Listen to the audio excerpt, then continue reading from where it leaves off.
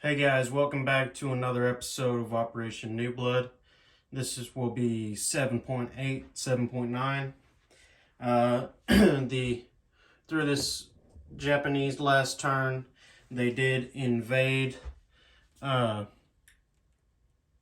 mainland China, and so we did go down officially at that time to zero IPP income, and we will so we won't be able to spend anything on this turn. But with long talk with the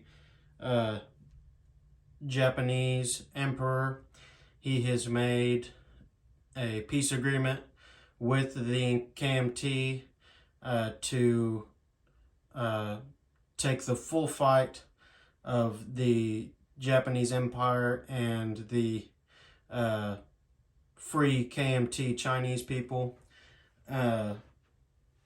They will be spending their or taking their full attention to the ongoing Chinese KMT CCP civil war that's going on. So there is no combat this turn, but we do have non-combat. So with the Japanese declaring war, the adjacent land that was next to the CCP, this is the only land that they now control.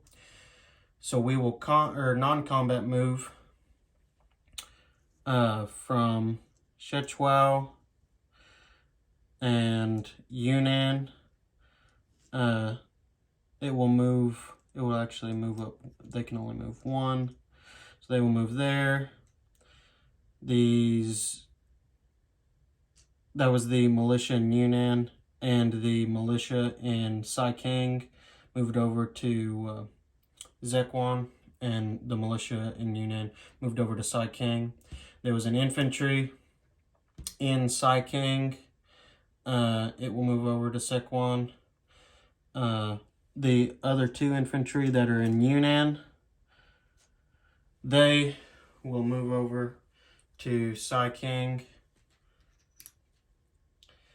And I will chip all this out, and I do have a task force marker that I will use for these, but that'll be off camera. I'm just showing you guys what I'm doing right now. So, two infantry from Yunnan moved to Szechwan, and we are moving all of the infantry in Szechwan into Szechwan, right below the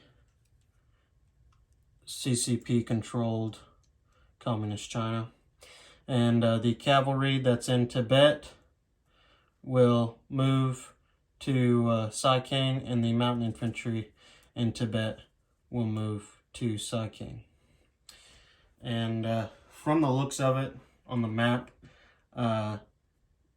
Sikang and Tibet don't actually touch each other. They're blocked by the Himalayan mountains, and so these two infantry will stay up here in Sikang, and that should be all of the non-combat moves that I have. So I will put in the description off camera, because it's going to take me a minute to count all those, how many infantry are in Szechwan, and not infantry, just the total units in Szechwan, and then the total units in Sikang.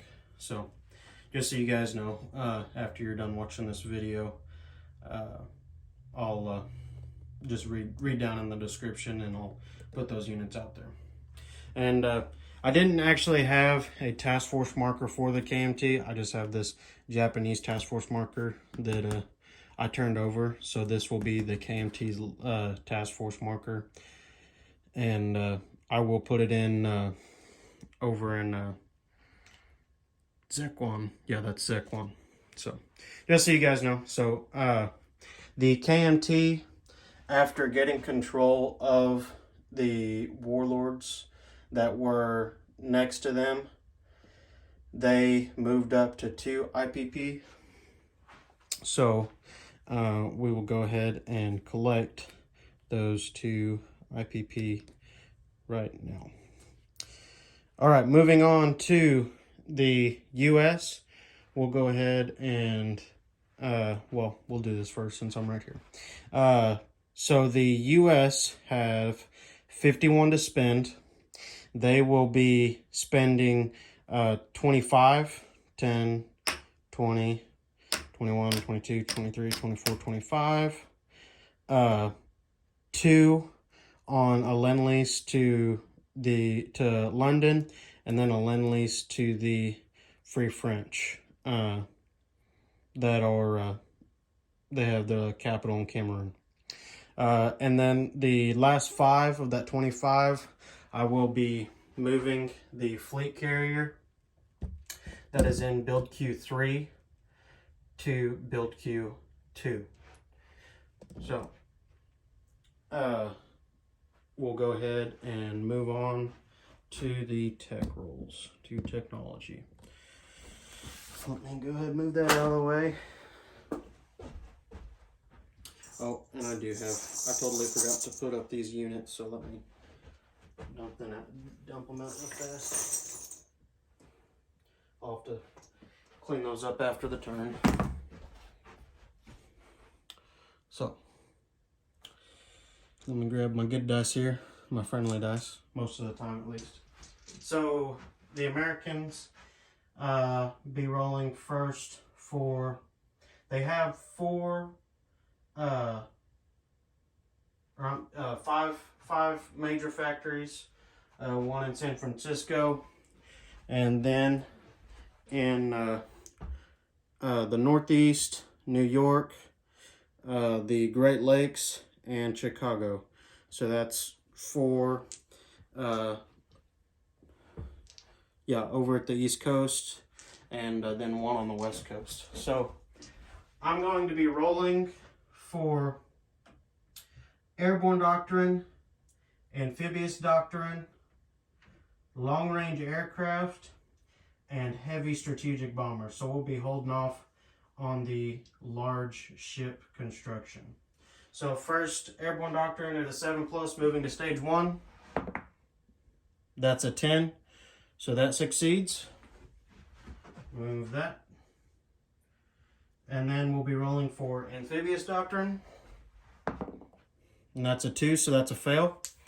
And then we'll be rolling for long-range aircraft. And long-range aircraft is at an 8+. And that's an 11, so that moves up to stage 2. And heavy strategic bombers at a 9+. Come on, this dice has been good to me this round. Get a good roll. Oh, terrible, that was a 1. So that will not move up. Long-range aircraft and airborne doctrine, they did move up. So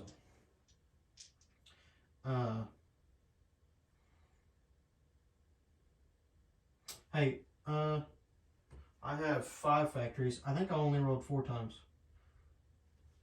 because I rolled for, yeah, that's right. So I have 1 more. I do have 1 more for large ship construction at an 8+.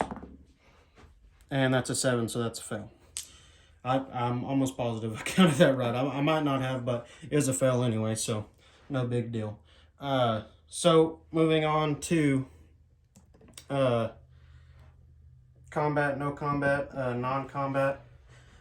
We have no movement, but we will go ahead and give out these lend-leases. So this British fighter, or this American fighter that's being lend-leased to London, we'll go ahead and place it there.